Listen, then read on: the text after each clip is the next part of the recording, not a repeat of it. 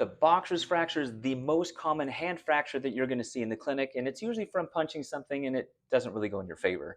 It usually affects right here. This is called the metacarpal neck, and that's the fifth metacarpal. That's the bone that goes to your pinky. So let's say you break that bone. We're going to move Bernie out of the way.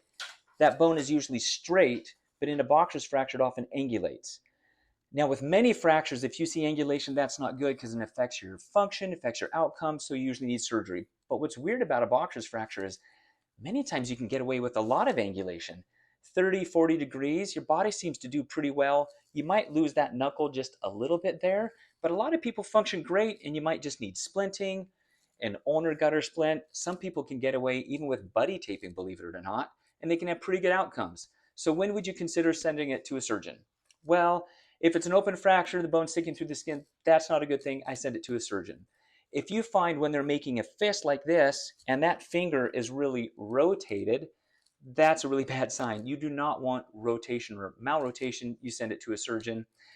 But also there's generally a consensus if that angulation is worse than 70 degrees, okay, that's really going to impact their function. Send it off to a hand surgeon. But a lot of Boxer's fractures, you can get away just treating them in the office, good splinting, sometimes buddy taping. Hopefully they get pretty good outcomes.